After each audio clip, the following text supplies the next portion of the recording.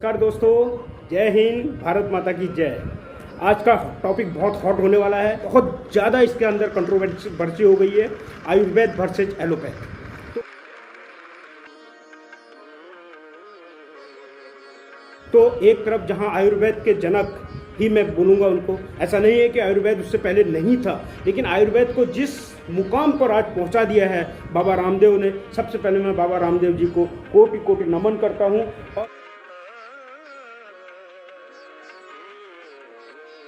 और गुरु पतंजलि को भी कोटि कोटि नमन करता हूँ कि इनके प्रयास से आज एलोपैथ हिल चुका है। आज लोगों ने जीने का वो तरीका सीख लिया है, वो मेथड सीख लिया है। The methodology has been caught by the people that they can live without. जिस तरह से बीमारियों के नाम पर करोड़ों रुपए की लूट चल रही थी, और ये लूट आपने एक आमिर खान का एक छोटा सा वीडियो में देखा होगा कि उन्होंने किस तरह से बताया कि जो मेडिसिन 2200 या 2300 में एक एलोपैथिक की दुकान पे मिलती है, वही मेडिसिन जब हम जेनरिक स्टोर में जाते हैं तो वो कितने की 350 या 400 की मिलती है। तो ये सोचने के लिए इस तरह की बातें हमको मजबूर कर देती हैं कि आखिर इतना बड़ा कमीशन कहाँ जा रहा है। हमारे वैदिक युग की जो परंपरा हमारे पास थी, जो धरोहर हमारे पास थी, हम उसको संभाल नहीं पाए थे। वो बाबा योग गुरु रामदेव जी ने वो हमारे तक उसको लेके आए, पुनर्जीवित किया।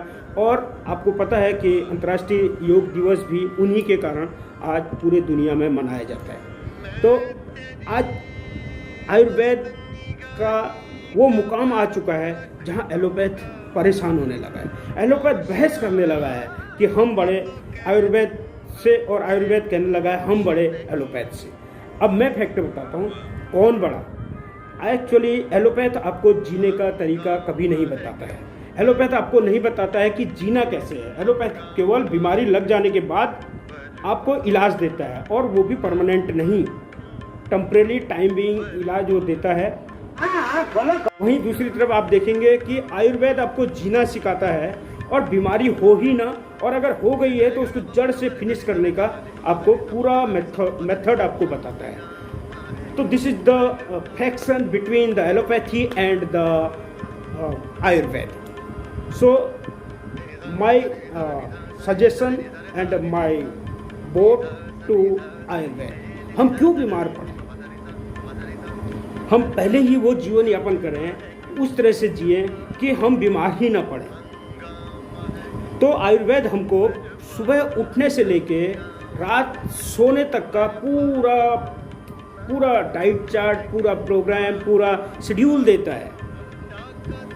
और आयुर्वेद कहता है कि आप अगर हमारे साथ चलेंगे तो आप बीमार होंगे ही नहीं। एलोपैथ की तरह नहीं। ऑपरेशन करने हैं या बड़े बड़े ऑपरेशन आजकल हो रहे हैं, एलोपैथ उसमें सब एलोपैथ है। बट आयुर्वेद कहता है कि आपको उस स्टेज तक जाने की ज़रूरत नहीं है। अगर आप आयुर्वेद फॉलो करोगे, अगर आप आयुर्वेद के साथ चलोगे, आयुर्वेद की रूल रेगुलेशन फॉलो करोगे, तो कभी भी आपको उस स्टेज तक पहुंचने की ज़रूरत नहीं होगी। ये दावा करते हैं हमारे आयुर्वेदिक। और एलोपैथ आफ्टर, आपको क्या बोलूँ, एक्सीडेंट होने के बाद जब एक्सीडेंट हो जाता है तो गाड़ी की रिपेयर करते हैं। जबकि आज के दुनिया में आपको मालूम है कि प्रिवेंटिव मेंटेनेंस और प्रिडिक्टिव मेंटेनेंस, ये दो चीज़ें हैं, प्रिडिक्टिव एंड प्रिवेंटिव।